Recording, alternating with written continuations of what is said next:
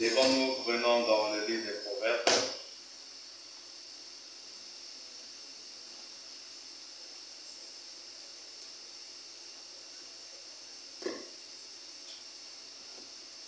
Proverbes chapitre 3.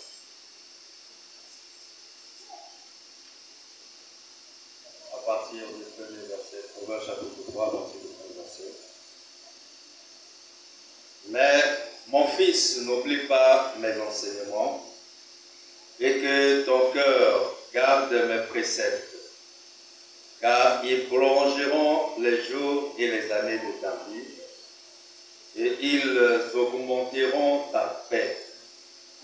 Que la bonté et la fidélité ne t'abandonnent pas. Lis-les à ton cou. Écris-les sur la table de ton cœur.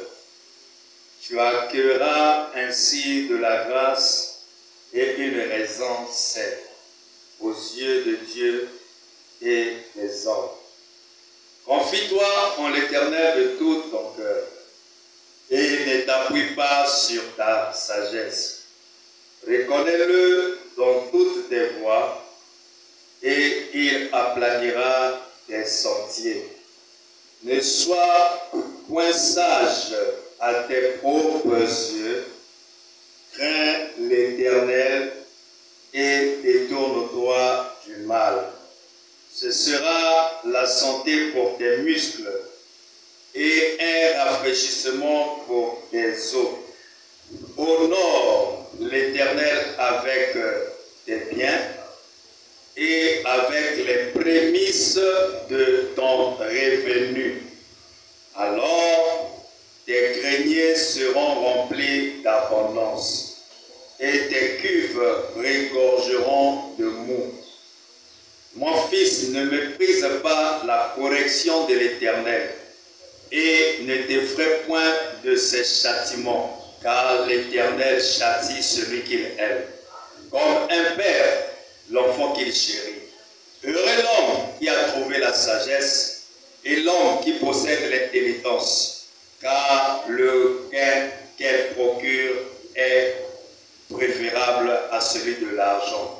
Et le profit qu'on en tire vaut mieux que l'or.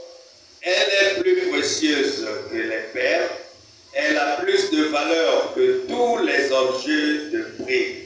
Dans sa droite est une longue vie, dans sa gauche la richesse et la gloire. Ses voies sont des voies agréables et tous ses sentiers sont paisibles. Avec le si la balayère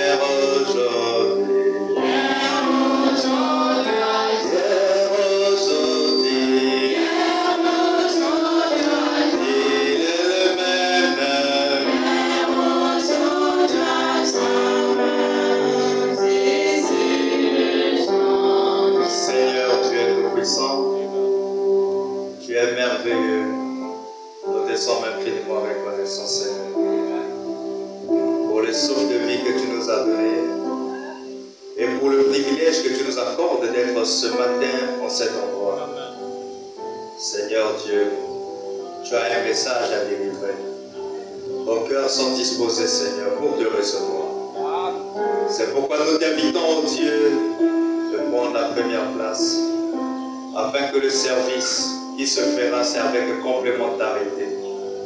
Toi, tu parleras, que toi aussi tu puisses écouter, Seigneur. Nous venons de lire ta parole, Seigneur Dieu. Là où, Seigneur, tu donnes le conseil à un enfant sage, Père éternel, qui ne devait pas s'éloigner de tes conseils, de tes préceptes, qui devait attacher cela à son cœur.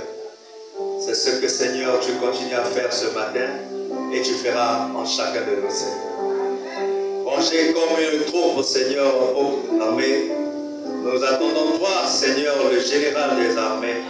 Tu puisses, Seigneur, passer la troupe en revue. Là où, Seigneur, tu vérifieras, Seigneur, notre âme. Et tu ôteras ce qui n'est pas de bien de toi, Seigneur. Et tu apporteras la correction, Seigneur, là où il en faut. Père, compte à moi, oh Dieu, écarte-moi du chemin. Et laisse simplement que tu prennes la délivrance. Bénis chacun. Croyons, Seigneur, Père, les malades seront guéris. Et les affligés seront consolés, Seigneur. Et nous croyons là où toi tu es, les signes et les prodiges t'accompagnent toujours.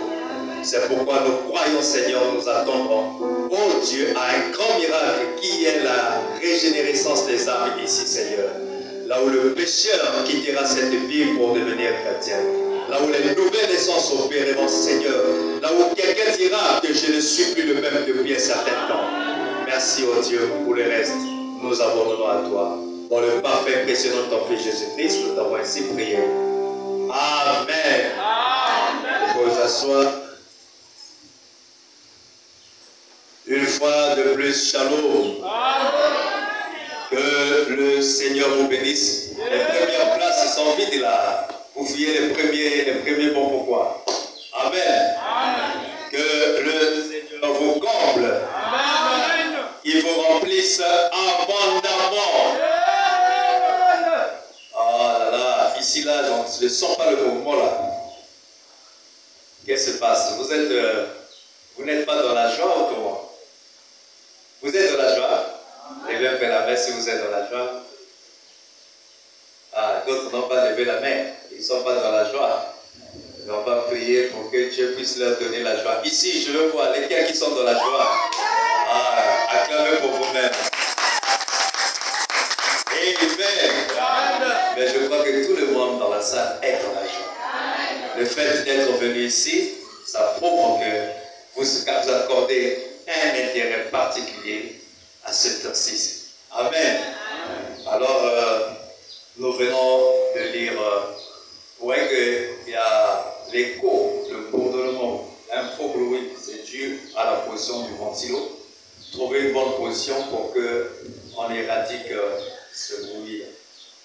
Amen. Amen.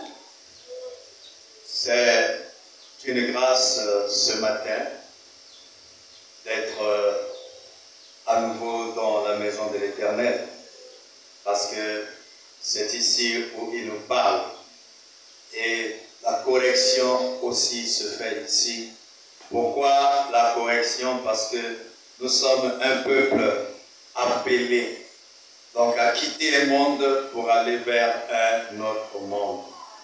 Et c'est pourquoi il est très capital que nous recevions de lui, notre Seigneur, des préceptes. Ce sont en fait des instructions pour le départ, parce que Dieu, un jour, ce monde va passer, un jour, ce monde sera détruit, mais il y a un endroit vers quelque part nous partons, et dans les préparations se font maintenant là. C'est pourquoi quand nous venons ici, nous devons être dans la joie. Amen. Amen. Nous devons être dans la joie, parce que quand il y a la joie, il y a le bonheur, il y a la bonne santé, il y a le mal s'enfuit, et Dieu est obligé d'opérer. Amen. Amen. Et dans la poursuite de notre enseignement sur le principe. N'oubliez jamais. Vous voyez que ce que nous venons de dire, c'est Dieu qui est en train de rappeler à un fils. Il l'appelle mon fils. Il dit n'oublie pas mes enseignements. C'est que si Dieu rappelle à son fils de ne jamais oublier les enseignements qu'il a donnés, c'est que dans ces enseignements, il y a quelque chose de capital pour la vie de cet enfant-là. Et il exhorte en disant que le cœur de cet enfant-là puisse garder toujours les préceptes. Donc, faire à ce que la parole de Dieu ne puisse jamais, en aucun cas, tomber dans les oubliettes. Il ne faut jamais prendre la parole, la mettre dans les calendes grecs, dans les oubliettes, comme au fond des mauvais élèves. Après le retour de l'école, ils prennent les cahiers et jettent. Et s'attendent à ce que demain encore on parte à l'école. Mais ils oublient que, en partant à nouveau, il y a encore de nouvelles leçons qui seront données et qui vont s'entasser, s'amasser. Et cependant, il n'aura pas acquis ce qui a été donné primordialement ou encore en premier lieu. Et à la fin, on sera incapable, parce que les leçons se seraient accumulées, de pouvoir les étudier et de pouvoir faire face au test ou à l'épreuve à laquelle on sera plus tard soumis. Et c'est à cause de ça que Dieu vient pour rappeler, mon fils, garde, n'oublie pas les enseignements. Ce que nous avons écouté, ce sont des principes. Et nous continuons à les écouter. Et vous remarquerez que Dieu ne peut conseiller que celui sur qui il porte beaucoup d'attention. Dieu ne peut jamais s'intéresser à quelqu'un en qui lui, il n'a pas confiance, ou encore il n'a pas d'intérêt. Quand Lucifer avait péché, Dieu, ce n'était pas son problème.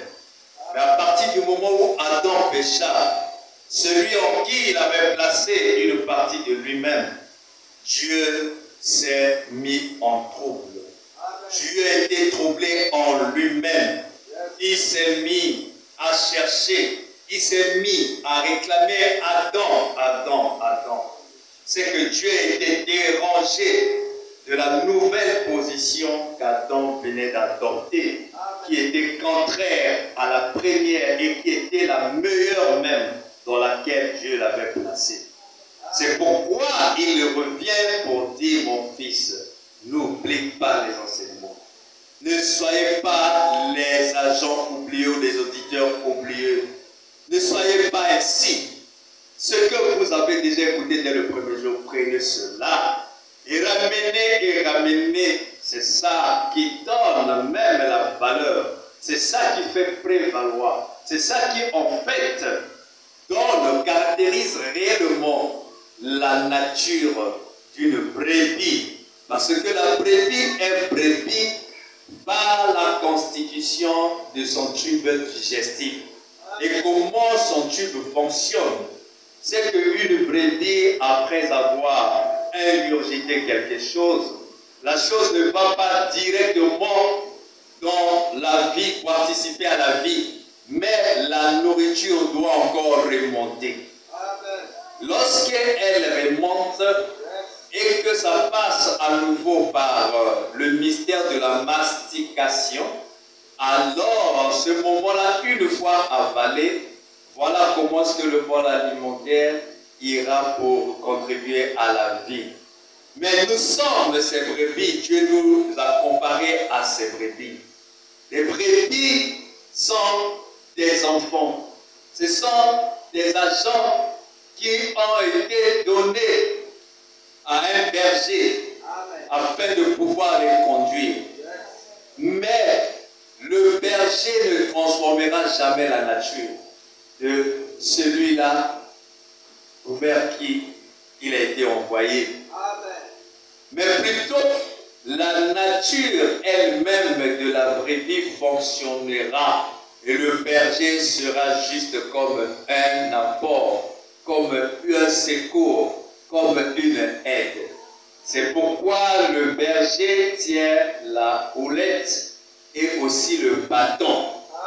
Le bâton, c'est pour frapper lorsque la brebis est têtue ou prend une attitude contraire aux principes qui régissent un troupeau. Mais la houlette, lorsque la brebis veut s'éloigner du feu, de la présence même du berger, et à ce moment-là, la houlette est importante afin de la ramener vers soi.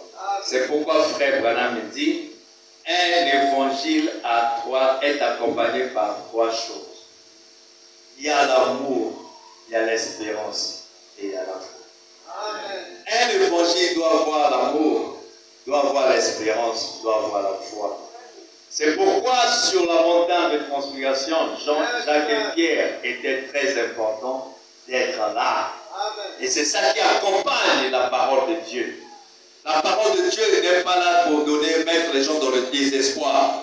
La parole de Dieu n'est pas là pour effrayer les gens. C'est-à-dire mettre la peur dans les gens. C'est pourquoi nous n'insistons pas sur les démons ici. Parce que l'âme, étant le subconscient, sera transformée à l'image de ce qu'elle écoute. Parce que l'âme n'a pas autre chose comme des sens comme tels. On dit c'est la foule incrédulité, mais sa manière de reconnaître la chose, c'est de devenir la chose. Et elle devient la chose à force d'écouter, l'âme est obligée de se transformer. C'est pourquoi nous voulons que nous écoutons la parole. Nous voulons que dans nos maisons, nous lisons la parole. Là où nous partons, là où nous passons plus du temps, que nous puissions avoir pour modèle Christ. Christ est manifesté et révélé dans sa parole. Et les préceptes, on ne peut jamais les vivre si on n'a pas l'amour. C'est pourquoi le plus grand principe, c'est l'amour. Jésus a dit, c'est par l'amour que vous, là, les disciples, on vous reconnaîtra comme étant miens. Donc la seule manière pour que tu sois reconnu comme un disciple de Jésus, c'est lorsqu'on verra l'amour. Qui peut dire Amen? C'est ça en fait. Sans l'amour, l'Église ne peut pas progresser. C'est pourquoi le grand problème est d'abord interne. Le grand problème, ce n'est pas lorsqu'il y a des problèmes et des guerres entre les États. Mais la guerre la plus atroce et dangereuse, c'est lorsqu'elle concerne les tribus d'un même État. Ça devient dangereux parce que vous ne saurez où fuir. Mais lorsque ça concerne tout un État vis-à-vis de l'autre, alors toutes les tribus d'une nation se forment en un seul bloc pour faire face à l'adversaire, à l'agression externe. Qui peut dire Amen? C'est pourquoi nous devrons faire très attention. Lorsque nous venons déjà ici, nous constituons déjà une grande famille. Et nous devons avoir du respect les uns envers les autres. En dehors de ça, tout ce que nous préconisons dire, nous professons, ça sera simplement des cymbales qui retentissent. Qui peut dire Amen? Amen. Je vais lire une citation là où je pense que les pentecôtistes ont failli.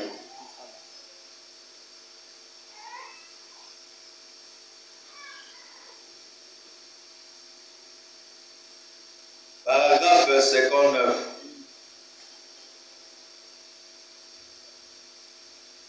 Prêché le vendredi 11 novembre 1955. Maintenant, la raison pour laquelle l'Église ne progresse pas, frères, c'est que vous avez sauté d'un lieu à un autre. Ça et là, errant dans le monde, et partout de cette manière, vous disputant au sujet de vos organisations et de vos dénominations, soit que vous êtes ceci, cela ou autre, que vous êtes unitaire, binitaire, trinitaire ou quinquitaire, ou que vous avez été baptisé la face devant, derrière, haut, et toutes sortes de ces choses, et vous disputez et vous érigez les barrières, et ainsi de suite. Et c'est la raison pour laquelle l'Église n'avance pas. Qui peut dire Amen? La raison pour laquelle l'Église n'avance pas, c'est vrai. Si seulement vous pouviez démolir vos murs, laissez l'un être ceci et l'autre cela, ce que vous importe peu, mais lorsque vous pouvez vous tenir main dans la main avec votre frère et l'appeler votre frère, et nous travaillons tous pour une seule cause, à savoir le royaume de Dieu. Qu'est-ce qui fait que l'Église ne progresse pas?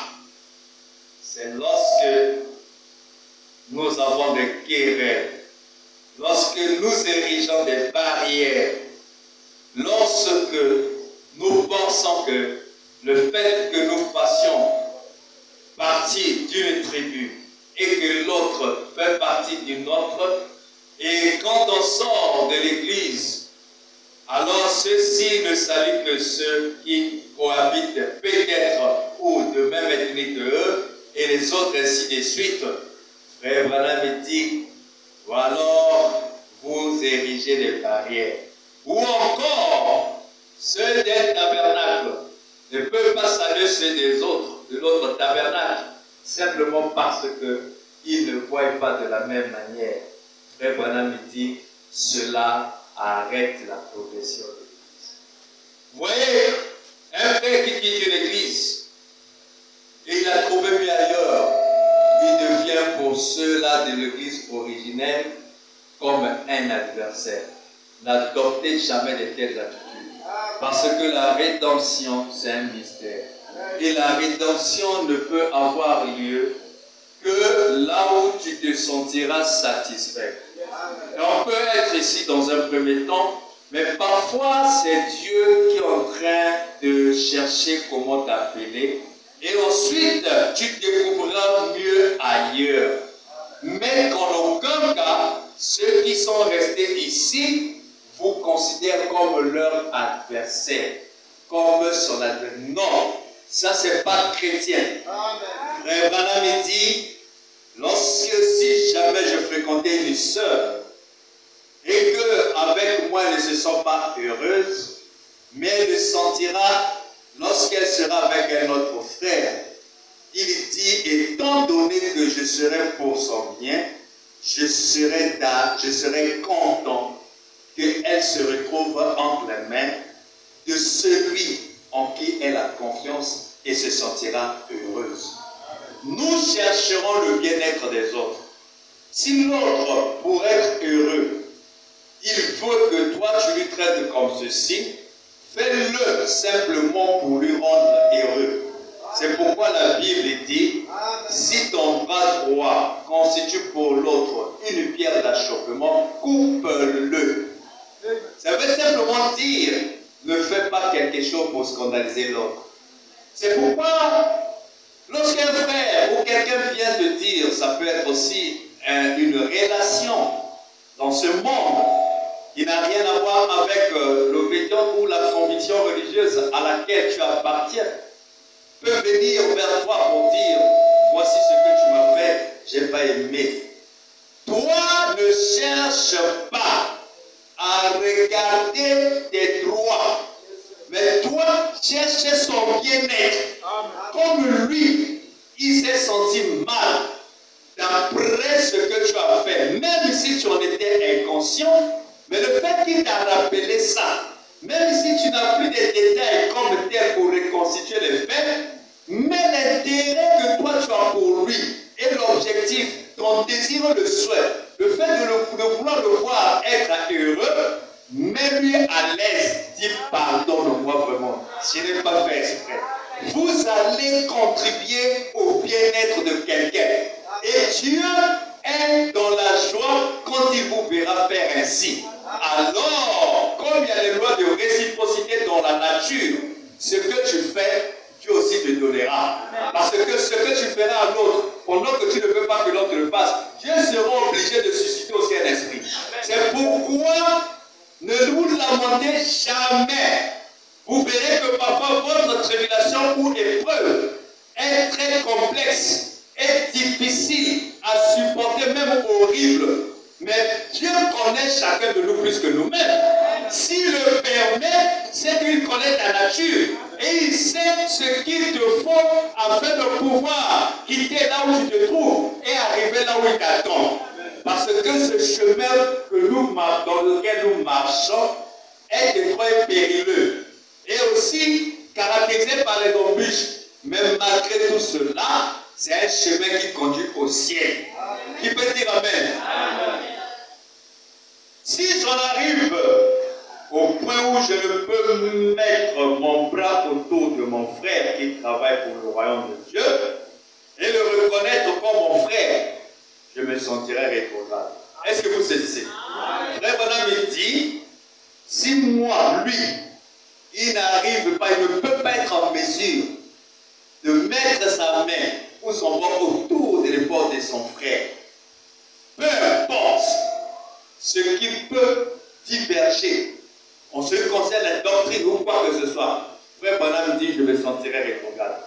Mais combien de gens ne sont-ils pas rétrogrades lorsqu'ils se rendent compte que celui-là m'a fait outrager, m'a fait ceci, alors que c'est un frère, mais il ne le savait pas. Il a de l'aversion vers cet homme, vers ce frère, vers cette soeur. Mais vous êtes rétrograde.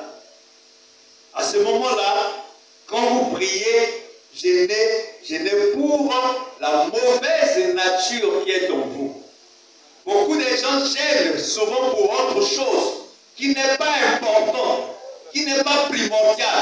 Mais ils laissent ce qui est primordial ici. C'est pourquoi vous hébergez les démons, vous les élevez, vous les nourrissez et vous prenez soin d'eux, mais au nom de Jésus. Qui peut dire Amen? J'aurais peur de me tenir sur la plateforme pour affronter les mauvais esprits. Il aura peur comment? Pourquoi? Lorsqu'il n'aurait même pas l'amour pour son frère. Il dit il aura peur même d'affronter les mauvais esprits. Tout en sachant que j'ai de la haine envers un frère, peu importe qui il est, qui essaie de prêcher l'évangile de Jésus-Christ ou de mener une vie chrétienne. C'est souvent les prédicateurs. Ils ont toujours des conflits entre eux. Ils parlent au mal des autres. Ils parlent au mal. Ils dénigrent. Et ils se créent des ennemis, des problèmes comme ça. Mais ils demandent aux brebis et l'amour les uns envers les autres. Mais eux-mêmes, ils ne s'aiment pas. Frère Branham dit ça. C'est se sentir rétrograde. Ça, c'est être rétrograde. Tu vas affronter des mauvais esprits comment dans les prières ou non lit de prière, je vais chasser les démons. Mais le premier démon, c'est d'abord en toi. Si nos vues sur la théologie divergent à des milliers, des mille, s'il aime le Seigneur Jésus, il est mon frère ou elle est ma soeur. Qu'il croit ceci, qu'il croit cela, peu importe. Ce qui est important, il croit dans ce message. Le reste là, c'est même pas important. Parce que Dieu fait miséricorde à qui il veut, et il fait grâce aussi à qui il veut. Ésaü n'avait rien fait de mal. La Bible dit dans Romains, Dieu a aimé Jacob et haï Ésaü avant que les enfants n'eurent fait du mal. Donc, l'amour de Dieu est une élection. C'est un problème de prédestination. Qui peut dire Amen? C'est pourquoi ne te compare pas à l'autre. Cherche à te comparer à l'autre lorsqu'il vit la parole. Toi, tu ne vis pas, cherche à être comme lui. Mais si lui, dans sa manière de vivre, c'est désordonnant comment? Ne le prends pas comme modèle. Que non, vous me dites, mais un tel. Mais est-ce qu'il est pour toi un modèle? Son modèle, c'est Christ, la parole.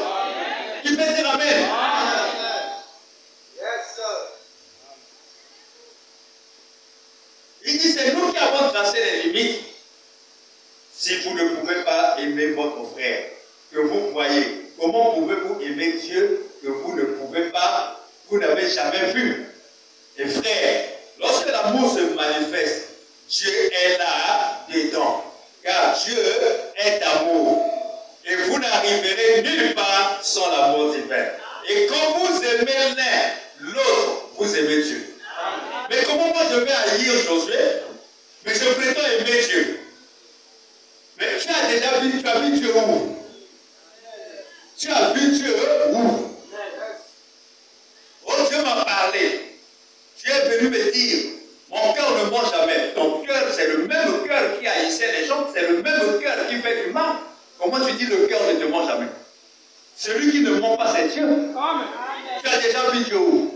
Mais il dit, comment je saurai que Dieu est vivant? C'est lorsque je le verrai manifester au travers de mon frère, au travers de ma soeur. Qui peut dire Amen? Donc il n'y a pas un Dieu dans l'air, si ce n'est dans les humains. C'est pourquoi nous devrons faire attention. Saul partait pour persécuter les partisans de la nouvelle doctrine.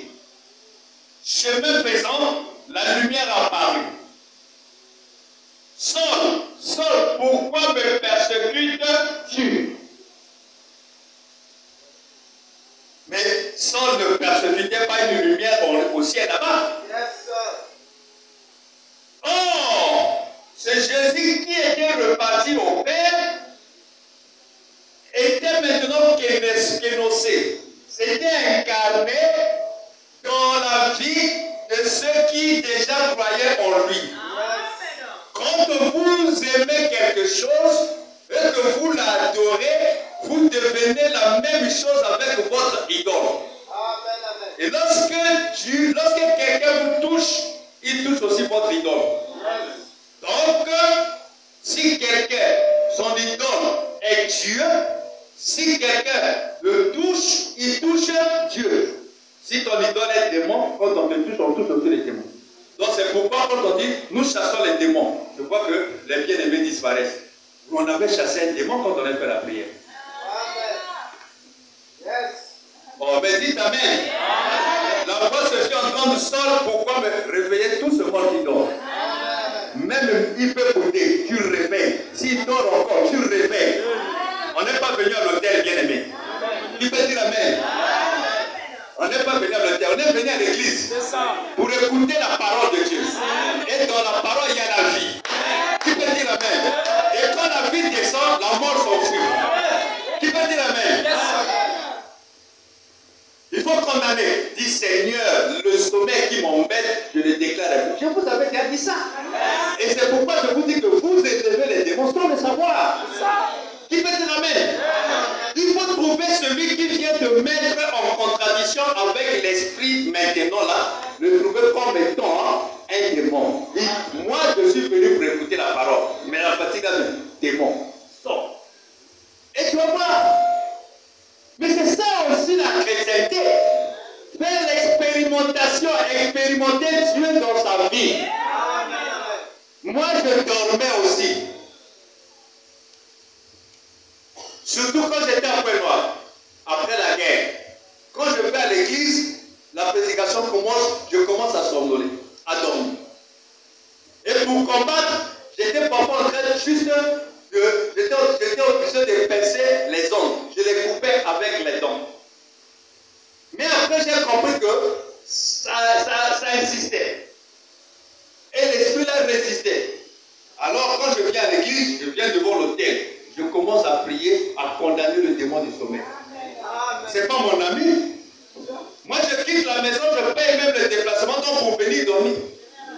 J'ai abandonné même ce que je pouvais faire. Mais j'aime bien pour écouter la parole. Mais s'il y a un esprit qui est en train de m'embêter, qu'est-ce qu'il faut faire? Il faut le libérer. C'est pourquoi je viens à l'église, je fais là. Quand j'ai fait ça, c'est fini. Le démon du sommeil est parti. C'est pourquoi adopter une bonne position de s'asseoir. Si tu t'assois comme ça, là, oh, ça devient comme si tu es venu pour dire, bon, comme ça. Non! Prête l'attention. Sois conséquent. Dis que je suis venu recevoir quelque chose. Et je sortirai d'ici aussi avec Dites Amen. Et vous allez voir. Parce que ce n'est pas moi qui viendra pour vous aider. Le salut ou la délivrance, c'est la révélation que toi-même tu as en ce qui concerne la délivrance. Amen. Qui peut dire Amen? Cette femme à la perte de sang, pendant 12 ans, c'est dire en elle-même cette fois-là, pendant qu'elle a toujours cherché les solutions, mais elle pensait que c'était des parents, c'était des gens qui devaient lui apporter la solution à son problème. Mais ce jour-là, elle a changé d'attitude. Elle s'est rendue en fait compte qu'il n'y a qu'un qui peut sauver, qui peut guérir, qui peut apporter la solution et le succès. Et quand elle a vu Jésus, elle dit, si je peux arriver seulement à toucher son vêtement. Il dit que mon problème qui a tellement duré, cette fois-ci, trouvera la solution. Mais quand vous dormez, quand vous êtes dans la distraction, est-ce que ça vous arrange? Quand vous êtes dans la vie de la boisson, quand vous êtes dans la vie de suivre, est-ce que ça vous arrange? Mais il faut haïr toi-même. Lorsque tu commenceras à haïr ce qui est en toi là, mais qui te met dans une condition d'indisposition, alors c'est là où la délivrance commence. Qui peut dire Amen? Et quand elle est partie toucher, ce qui est accompli, c'est ce qu'elle avait déjà conçu. C'est pourquoi il faut prendre l'initiative soi-même. Qui peut dire Amen? Les 4 lépreux, c'était 4 si je ne me trompe pas. Amen. Ils étaient bannis de la ville à cause de leur maladie contagieuse. La lèpre, ça coupe les doigts, ça coupe les organes. Dit que comme vous avez attrapé ça, vous devez rester hors de la ville. Sinon vous allez contaminer même ceux qui sont sains. Et ils sont restés là. Ils devaient mourir de faim. Mais un jour, ils se sont dit, si longtemps que nous resterons hors du camp, on mourra parce que personne ne viendra nous donner à manger. Mais si on va chez les voisins là-bas, ce sont nos ennemis. Si nous repartons dans la ville, on va nous tuer. Parce qu'il y a des principes fondamentaux. Qui peut dire Amen? On va nous tuer, il n'y a pas de pardon. Mais si on peut aller chez les amis, ce sont nos ennemis, ils pourront aussi avoir pitié de nous. Et on pourra peut-être vivre, croire qu'ils peuvent aussi nous faire du mal, mais il y a aussi une faculté de pouvoir nous aider. Et ils ont fait quoi? Ils sont partis. En partant vers les adversaires, Dieu a fait entendre dans les oreilles des habitants de cette nation-là le bruit d'un grand arsenal d'armée. Ils ont entendu des tonnerres comme si des obus de chars. Et ils ont fui. Mais ceux qui venaient, c'était des gringalés, des lépreux. Qui peut dire Amen? Ne vous sous-estimez pas. Parfois, la situation dans laquelle tu te trouves, tu n'as pas encore pris l'initiative. Lorsqu'ils sont arrivés, ils ont constaté tout le long du chemin, il y avait des habits et la nourriture. Mais les gens ont pris en catastrophe. Ils ont dit, c'est pas un piège. Ils sont entrés. Après, quand ils ont regardé, finalement, toute la ville avait taillé la zone. Et ils sont tombés sur la capsaï, la nourriture. Ils se sont mis à manger. Ils ont mangé, c'était les chalets noirs. C'était merveilleux, c'était la fête. Après, c'est dit, aujourd'hui, c'est le jour de la bonne nouvelle.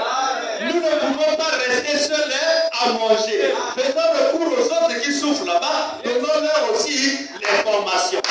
Mais ils étaient sauvés. Ils avaient mangé alors qu'ils devaient mourir. Mais ils ne sont pas morts. Qu'est-ce qui a fait ça? Parce qu'ils ont pris le courage d'avoir l'initiative de quitter la condition misérable dans laquelle ils se trouvaient. Mais pourquoi vous êtes là, c'est vous-même? Parfois nous espérons trop sur les gens. Mais il est temps d'expérimenter. Lorsque le combat était arrivé, ça faisait farouche. Élie et les prophètes de Baal sur le mont Carmel, la montagne. Ça, Élie n'avait plus peur de qui que ce soit. Ils étaient nombreux. Il dit priez. Parce que l'on va voir le Dieu, le véritable Dieu répondra.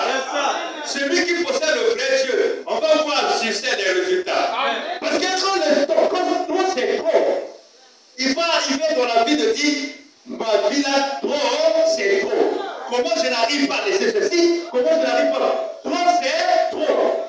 C'est là où déjà le combat s'élève.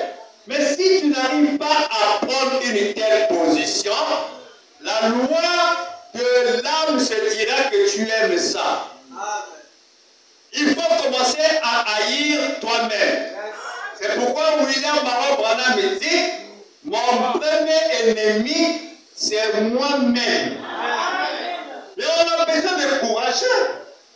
Lorsqu'un sort t'arrive, sois en mesure d'abord de reconnaître que ça c'est moi-même. C'est comme ça que le salut vient. Et il dit, pourquoi toi tu te moques de celui-là? Si toi et moi on est crucifiés, c'est parce que nous le méritons. Nous on était des brigands, on était des voleurs, on était de ceux qui posaient des actes de vandalisme. Mais lui, le Seigneur, il a fait quoi? Lui, au contraire, il a nourri les enfants d'autrui, il a guéri les parents d'autrui, même pas ses propres enfants. Il a fait du bien pour la famille d'autrui. C'est pourquoi c'est pas bien de lui faire du mal. Alors le voleur, après avoir fait des réprimandes à son ami, c'est-à-dire condamner la même vie que lui-même, parce que c'était la symétrie. Donc quand il était en train de s'agresser à son ami, il était en train de condamner sa propre vie. Après, il a fait recours au Seigneur. Il dit, Seigneur, souviens-toi de moi. Alléluia. C'est ça le grand problème. On n'arrive pas à quitter le commérage parce que nous pensons que c'est normal. Et ce jour-là, les lépreux, qui étaient des gens de mauvais goût, ce jour-là, ils ont nourri tout le monde. Alléluia. Frère, ne te minimise pas seul. Parfois, c'est toi qui apporteras la solution. Les gens qui te dénigrent, les gens qui te minimisent, ce sont ces gens-là que toi tu prendras soin d'eux. Ne regarde pas tes conditions actuelles. Si les lépreux s'étaient regardés en eux-mêmes ce qu'ils étaient, je pense qu'ils n'allaient pas faire quelque chose de bien. Mais ils sont partis avec un bon cœur. Ils ont dit, on ne doit pas garder pour nous-mêmes. Amen, amen. Amen. Et frère, lorsque l'amour se manifeste, Dieu est là-dedans. Car Dieu est amour. Et vous n'arriverez nulle part sans l'amour divin. Et comme vous vous aimez l'un l'autre, vous aimez Dieu. Écoutez, j'ai un gros pauvre petit garçon de 5 mois à la maison ce soir. Vous tous, vous vous souvenez de cette prophétie à son sujet. Il parle de qui? J'ai un gros petit garçon de 5 mois à la maison ce soir. Vous tous vous souvenez de cette prophétie à son sujet. Il s'agit de quel enfant? Que Dieu vous bénisse, sœur, que Dieu bénisse le frère. Ce sont les lecteurs du message. Amen. Oh, mais comment ils ont su? Mais ils savent. Parce que lorsqu'ils mangent, ils deviennent une chose avec la chose. Amen. Il dit, tout le monde se moquait de moi et disait, je pensais que tu allais avoir un Joseph. Il est venu. Si les gens se moquent de toi, il n'est pas Motatina. Un jour, ce qu'ils ont dit là, ça sera changé. Qui peut dire Amen? Soyez pas distrait. Il est venu, Dieu avait dit qu'il allait venir. Le voici, il est arrivé. J'ai ici un garçon de 19 ans, une petite fille ici de 4 ans et une autre de 8 ans. Vous pourrez dire n'importe quoi à mon sujet et ce n'est pas grave. Peu importe ce dont vous me traitez, ne parlez pas de mes enfants. Ne soyez pas gentils envers moi, soyez-le envers eux. Parce qu'il sait, si vous aimez ces enfants, donc vous l'aimez aussi. Qui veut dire Amen? Frère Madame était jaloux pour ses enfants. Ça, c'est un bon père. Hein? Il protège ses enfants. Et il ne les abandonne pas. Il ne les expose pas. Et Dieu sent la même chose. Ceux-ci sont ses enfants. Nous devons être bons l'un envers l'autre. Nous ne devons être honnêtes l'un envers l'autre. Nous devons être honnêtes. Comment les gens peuvent-ils être malhonnêtes l'un envers l'autre et ensuite dire qu'ils sont chrétiens? malhonnêtes l'un envers l'autre, mais ensuite dire qu'ils sont chrétiens. Ça ne marche même pas, d'après les principes. C'est pourquoi cherchez d'abord à vous faire la paix avec les autres. Celui qui est ton frère, celui qui est ta soeur. C'est pourquoi Dieu n'aime pas les gens qui l'aiment et qui haïssent ses enfants. Dieu ne les aime pas. Moïse, qui prétends-tu être? Nous croyons en Dieu. Mais toi, tu viens nous dire quoi? Ils ne savent pas qu'ils étaient en train de se moquer de ce même Dieu auquel ils prétendaient croire. C'est un Dieu de conception. Alors que Dieu se cache et se révèle dans la simplicité à travers un petit enfant, à travers un vieillard, à travers une maman, à travers Dieu. Qui peut dire Amen? Frère Branham me dit, nous devons être honnêtes l'un envers l'autre. Comment les gens peuvent-ils être honnêtes? Malhonnêtes, je voulais dire, l'un envers l'autre, et ensuite dire qu'ils sont chrétiens. Cela dépasse mon entendement. Comment pouvez-vous être malhonnête envers votre frère? Comment pouvez-vous faire la falsification d'une chose ou d'une autre et vous séparer de votre frère uniquement parce qu'il ne s'accorde pas avec vous sur quelque chose? Oh frère, je vous dis, et frère Branham s'est mis à chanter un cantique. Il chante l'agneau mourant, son sang précieux ne perdra jamais la puissance. Il dit, l'amour rédempteur a toujours été mon thème. Dieu le sera jusqu'à ce que je meure. L'amour, Dieu est amour. Celui qui aime est de Dieu. L'amour divin, non pas l'affection. L'affection où aujourd'hui quelqu'un te partage, ah, il devient ton frère. Et demain, s'il te demande, il te refuse, ah non. Les gens ici n'ont pas l'amour. Mais le jour qu'il t'avait pardonné, c'est toujours la même personne. Il est libre. Mais toi, ne le considère pas comme étant ton adversaire. Il existe deux différentes sortes d'amour. Maintenant, nous savons que nous nous retrouvons dans cet amour libre et dans toutes sortes de choses appelées amour. Mais ce n'est pas l'amour divin. C'est une tromperie du diable. Vous le savez. Il y a deux sortes d'amour. Il y a l'amour. Amen. Le bonhomme dit il y a deux sortes d'amour. Oh, mais depuis tout ce temps-là, on ne fait que le Christ. Ceux qui sont avec moi, c'est comme s'ils sont déjà fatigués. Hein. Auparavant, on considérait. Amen. C'est comme si on dit ah bon, on est pour nous fatiguer. Donc, ne soyez pas distrait. Il n'y a plus de marqueurs. Hein? Vous voyez, c'est ce qu'on dit. Vous posez des problèmes au pasteur, mais vous ne posez pas les problèmes pour tout le monde. Hein? Parce qu'il me manque ceci. Parce qu'il me manque le billet. Mais quand toi tu vois le pasteur tâtonner avec des marqueurs, on ne comprend pas si ça date de quoi et tout ça. Pourquoi pas à la fin du pasteur?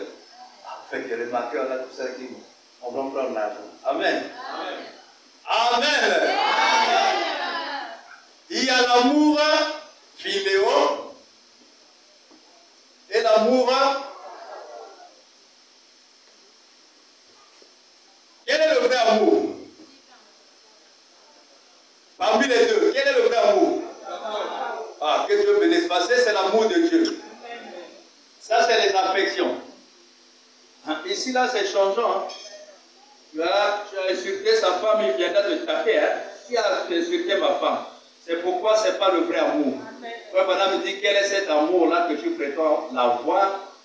Et si quelqu'un parle au mal de ta femme, tu viens dire, toi, tu commences à frapper. Dieu ne fait pas comme ça. Amen. Ah, c'est une preuve. Hein? Amen.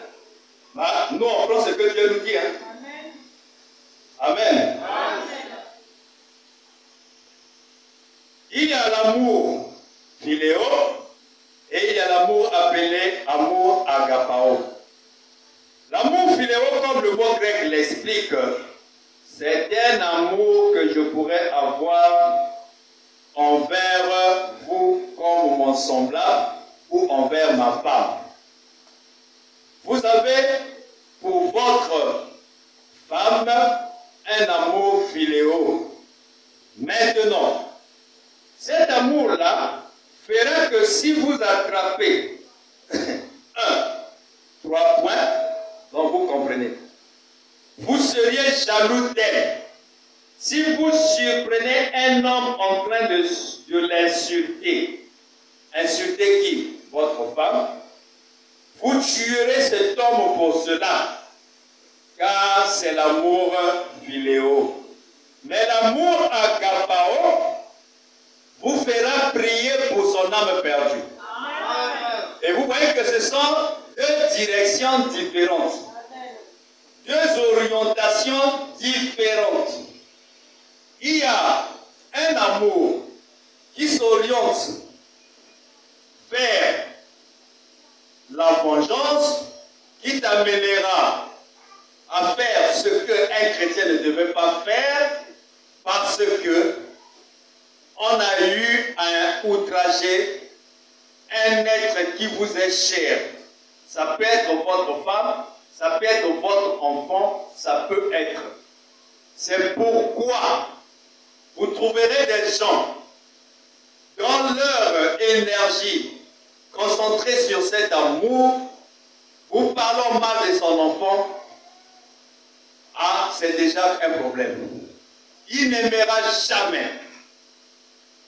Et effectivement, une fois la nuit, je suis parti à l'hôpital militaire simplement. J'espère que mon type là ne suivra pas les prédications.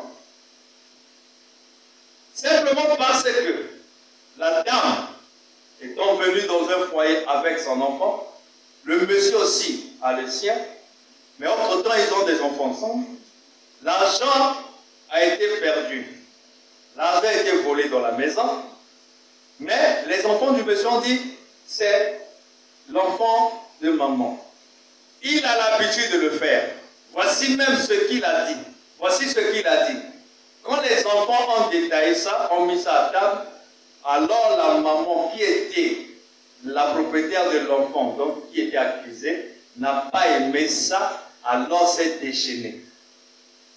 Et le climat malsain s'est introduit entre monsieur et dame. Et la dame a appelé son frère pour venir agresser son mari. Un beau frère. Et ça s'est terminé par des blessures et jusqu'à ce qu'on suture, c'est compliqué. L'assiette de porcelaine sur le visage et puis ça se casse. Vous voyez? C'est quoi? C'est l'amour philéo. Si elle était pointe par un amour agapao, prendra cela au sérieux. Puisque qu'on le veuille ou pas, l'argent n'a pas de pieds. Ça ne peut que être des enfants qui ont pris. Que ce soit l'enfant du côté de monsieur, que ce soit l'enfant du côté de madame, mais on sait seulement que ce sont des enfants. Donc, il ne peut pas y avoir quelqu'un d'ailleurs. Mais l'enfant de madame, c'est un enfant. L'enfant de monsieur, c'est aussi l'enfant de madame. Mais pourquoi est-ce que madame s'est déchaînée? C'est parce qu'il y a eu trop de philéo. Mais ce n'est pas ce que les chrétiens doivent avoir. Le chrétien doit avoir l'amour divin. Vous voyez que l'amour divin ne verra pas l'erreur de l'autre comme tel, mais regardera au-delà. L'âme de cet homme. L'enfant s'est retrouvé avec une grossesse. Chose que toi, parent digne, tu n'as pas souhaité. Parce que tu t'es arrangé pour élever l'enfant dans des bonnes conditions. Mais il y a eu un accident comme ça. Mais ne regardez pas où encore le garçon, votre garçon embrasse une fille. Ne vous acharnez-vous parce que votre projet, le projet que vous avez eu pour l'enfant était autre. Mais ce qui s'est accompli, c'est le contraire. Mais faites attention. Ne vous acharnez pas de manière charnelle. Regardez au-delà. Dieu a c'est vrai qu'on peut dire Dieu, mais comme on sait que tout ce qui arrive, Dieu ne peut pas en être indemne. Parce que même les guerres, Dieu est l'auteur de ça. Parce que la Bible dit, arrive-t-il un malheur dans la vie sans que l'Éternel en soit l'auteur? S'il n'est pas auteur, ça veut dire qu'il n'est pas infini. Il n'est pas Dieu. Parce que Dieu, rien ne lui surprend. Ce qui s'accomplit, c'est ce qui a été déjà produit. Que ce soit dans la volonté parfaite, que ce soit permissible, c'était déjà produit comme ça.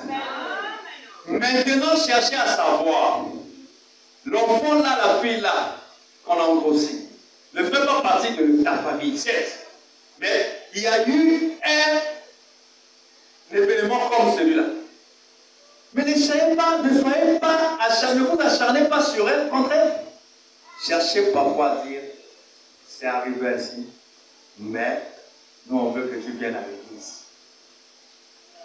Parfois c'est la manière de Dieu d'amener une païenne à venir.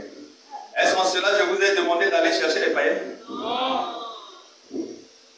Mais celui qui sera aussi dans le calvaire, c'est toi. Tu passeras avec ses manières. Parce que lui ne connaît, elle ne connaît pas encore ce que Branham connaît, ce que nous connaissons dans du message. Tu peux dire Amen. Mais lui connaît que un pour un, don pour don. Comme toi tu vas avec les filles là-bas, donc si quelqu'un arrive dans ta part, et parfois il va prendre un collègue que toi tu aimes, et ça devient maintenant aussi son copain. Pour que ça te fasse mal, tu vas pleurer dans la douche. Qui avait cherché? Amen. Amen l'équilibre, hein? Parce que le diable récupère. Merci Seigneur. Oh, le pasteur a parlé.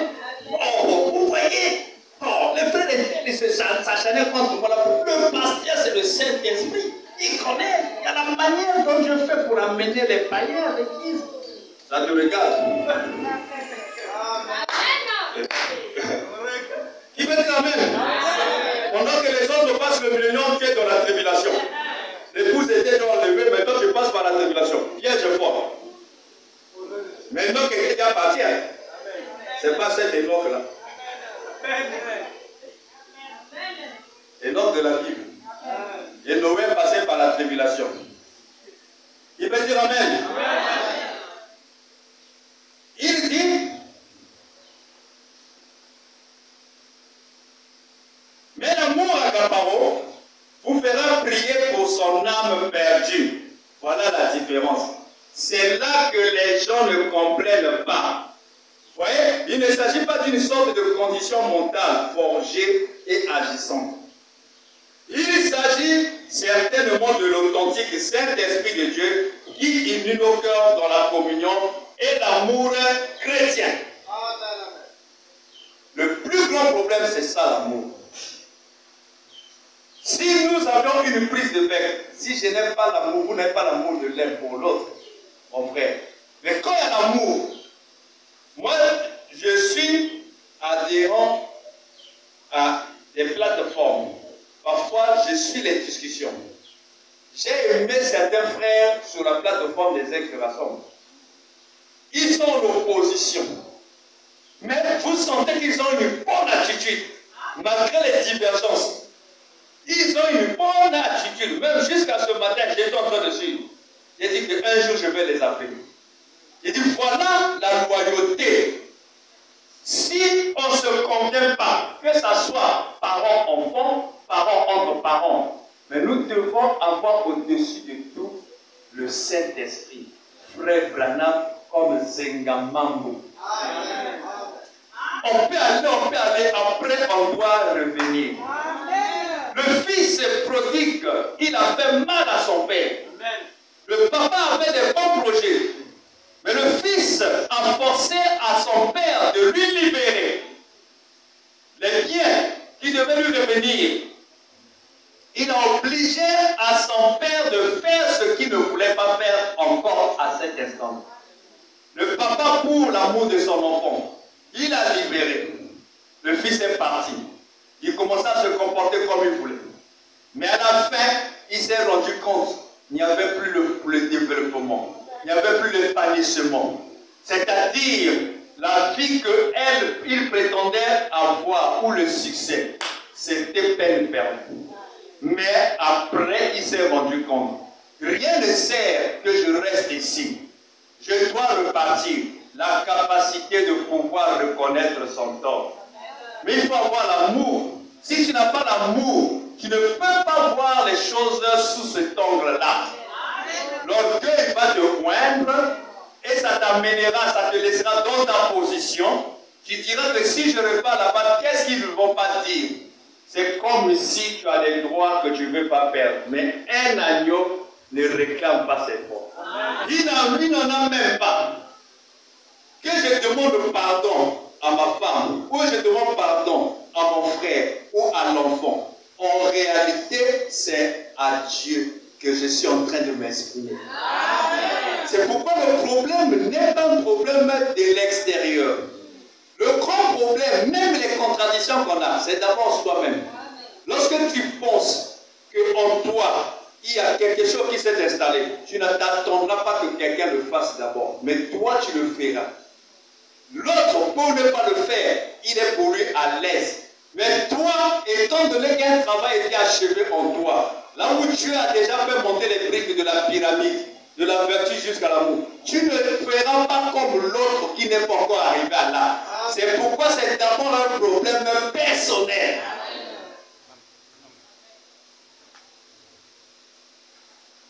Amen.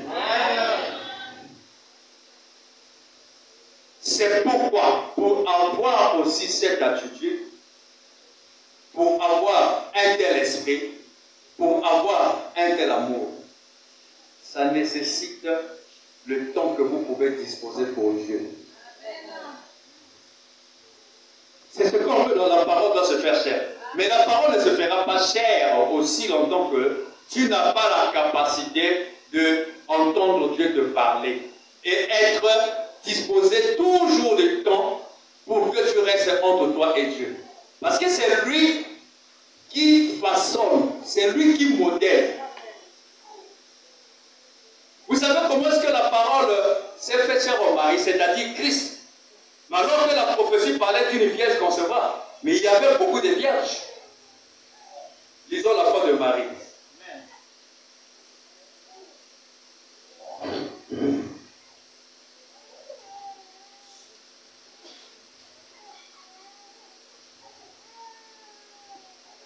Page 3, paragraphe 6. Un soleil matinal pointait par-dessus la colline. On a un bon prophète, hein? Alléluia. Il est en train de décrire une scène. Dans la Bible, nous a donné seulement des gros plans. Mais lui, il nous donne les détails. C'est toujours la Bible dans la continuité. Qui peut dire Amen? Un soleil matinal pointait par-dessus la colline. Comme elle se frayait un chemin dans la ruelle familière, en descendant la colline où elle vivait, elle mit Boguy Marie. Et alors qu'elle marchait, sa cruche d'eau sous le bras, elle réfléchissait peut-être, elle méditait comme le font généralement les jeunes filles de cet âge, en marchant. Elle était en route vers le puits de la ville pour prendre la provision d'eau journalière. Elle partait où? Vers le puits. Vous voyez les femmes là? On compte souvent Dieu au puits. Là où il y a l'eau. Qui peut dire Amen? Là tu ne peux pas puiser de l'eau. Mais là je rencontre souvent des femmes au puits. Alléluia. Amen. Je ne vais pas dire l'eau de la SN2. Hein? Amen. Amen. Parce qu'elle dit, elle méditait comme le font généralement les jeunes filles de cet âge, en marchant. Elle était en route vers le puits de la ville pour prendre la provision d'eau journalière. On nous a appris que sa mère étant morte. On ne nous avait pas parlé de la mère de Marie. Brother dit, on nous a appris que sa mère était morte. Je ne sais pas si c'est Marie, si c'est la femme qui samaritaine, parce que la femme samaritaine, c'est au plus. Hein? Amen. Amen. Mais on va dire, on va découvrir. Alors, on nous a appris que sa mère était morte. Elle s'occupait ainsi de l'entretien de la maison, toute seule en quelque sorte, et prenait soin de son père qui était vieux. Et elle pensait à ce qui était arrivé la veille. Cela devait être le premier jour de la semaine. Après le service du sabbat, et le soleil était très haut, montant dans le ciel bleu de la Palestine, un prophète. Alléluia. Celui qui n'a même pas le niveau intellectuel élevé. Mais écoutez des déclarations que lui fait. C'est pour montrer que la parole de Dieu et la grâce n'ont rien à voir avec l'intellect. Qui peut dire amen? C'est un problème de la grâce que Dieu fait à qui il veut. C'est pourquoi nous ne devons pas nous envier les autres. Si Dieu a élevé, aime. Là où tu es, Paul dit, j'ai appris à me contenter de l'endroit où Dieu m'a placé. Si peut-être le chemin par lequel tu dois passer, c'est d'abord les souffrances là, ou encore un métier qui est difficile, laborieux, toi, contente-toi de ça. Mais tout en ayant la vision que demain, le lendemain sera meilleur. Qui peut dire amen? Cela devait être le premier jour de la semaine après le service du sabbat. Donc ça veut dire quel jour? Cela devait être le premier jour de la semaine après le service du sabbat. Donc c'était quel jour? Que Dieu bénisse les révélés. C'était un dimanche. Parce que d'après le calendrier juif original, le premier jour c'est un dimanche. C'est pas lundi. Qui peut dire amen? Après le service du sabbat. Et le soleil était très haut. Abraham, tu as su comment? Montant dans le ciel bleu de la Palestine. Et le tout parfum des fleurs. Pendant que le soleil montait, cette atmosphère, cet arôme des fleurs et des chèvrefeuilles, alors que la chaleur les desséchait, et quelques heures avant que cela ne dessèche, encore complètement. J'aime ce temps du matin. Ça c'est Branham. Il dit, j'aime ce temps du matin. Je pense qu'il fait frais. J'aime aller dans les jardins. Je pense qu'un ministre devrait venir à l'estrade, non pas chargé de beaucoup de soucis, mais il devrait venir de la fraîcheur de la présence du Seigneur, sortir de grand matin, après que tous les démons se sont couchés, et que la réunion du soir est presque terminée. Et alors, il fait calme et tranquille. Et on hume cet arôme. Vous savez qu'il y a des odeurs de la végétation des plantes parfois le soir. Il y a certaines plantes là qui dégagent là, le soir, lorsque le soleil a son coucher. Il dit cette douceur. Et je crois que si un ministre restait dans la présence de Dieu, jusqu'au moment de venir à la chair, il y viendrait comme un parfait de bonne odeur, point du Saint-Esprit, pour apporter le message de Dieu à un peuple qui est dans l'attente, le cœur affamé. Quand, avant de monter, un ministre doit avoir été dans la méditation. Et quand il monte, il devient comme un parfait de bonne odeur pour le cœur affamé. Parce que lui apportera la nourriture à celui qui est affamé. Pendant qu'elle se frayait un chemin le long du sentier, je pense, je parlerai de ceci plutôt sous forme d'une petite scène, qu'elle pensait à ce qui était arrivé la veille.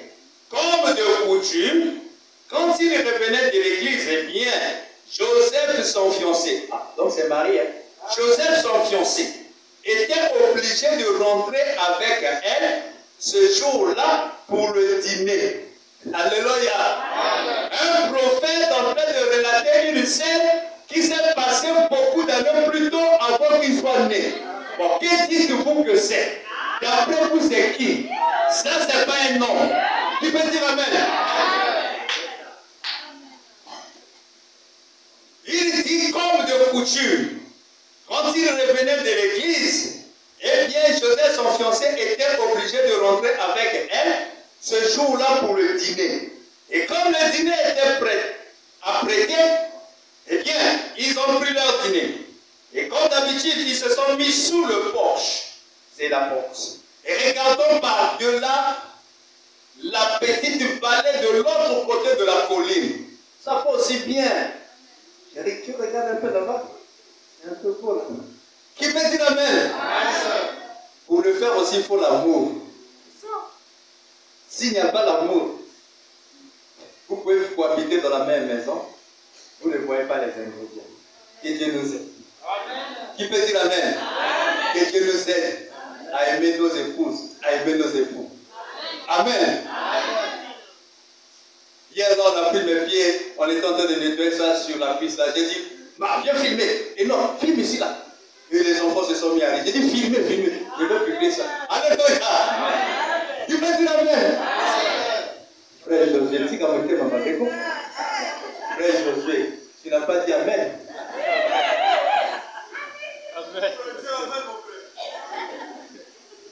Parce que lui, il veut faire aussi comme ce que moi je fais. Mais il a aussi parfois ma nature. Il est parfois impulsif.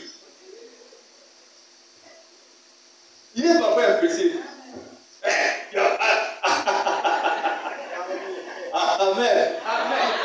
Ah, moi je n'ai pas encore vécu comment ce qu'il fait avec sa femme. Je parle seulement comme ça. Parfois je peux extrapoler. Mais quand je le connais, si c'est ça dans lequel Dieu a passé, c'est la vérité. Alléluia!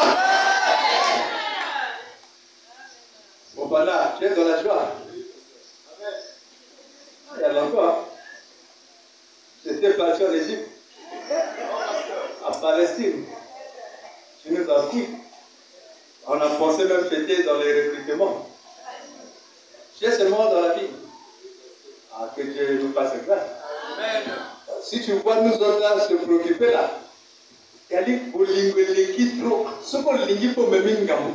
donc quand tu aimes, quand tu constates que la personne que tu aimes n'est pas là, ça te dérange. Quand la personne est là, tu es dans la joie. Tu vois même on a l'onction. Amen. On peut continuer? Bien sûr. Vous comprenez que je vous aime, hein? Mais seulement c'est comme si vous ne m'aimez pas. Amen. Oh, moi je m'amuse, je sais que vous m'aimez. Que le Seigneur vous bénisse.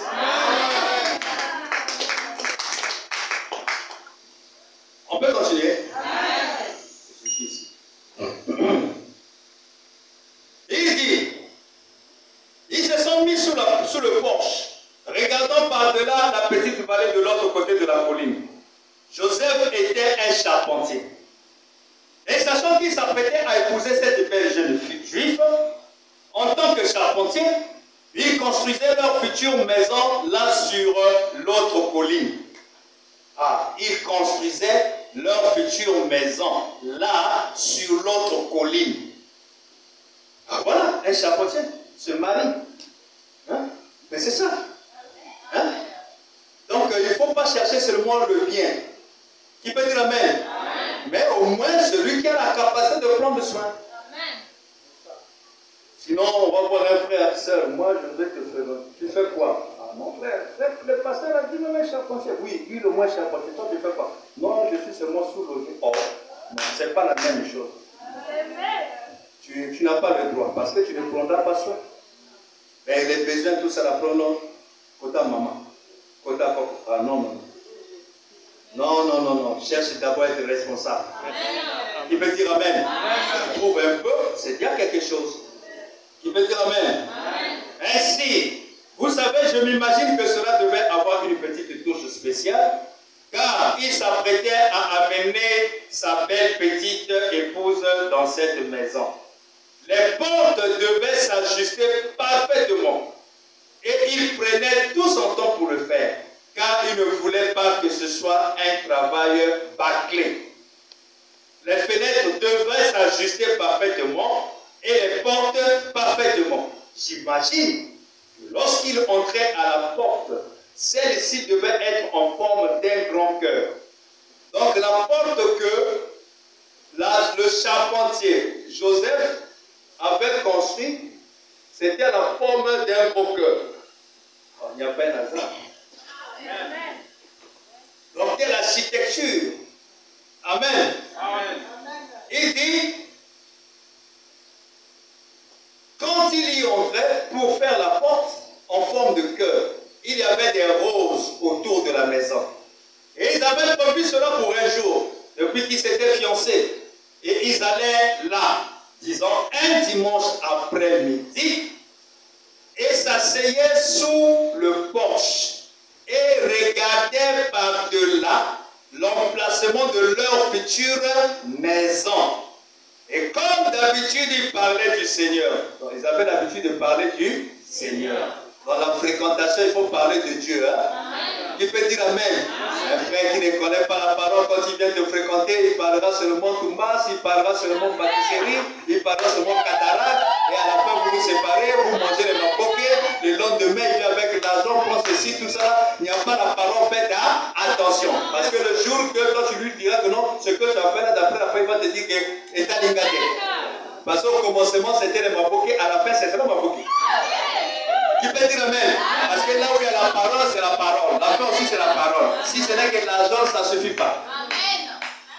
La Bible, ici, frère Wanam me dit, relate une scène. Il parlait, il dit, et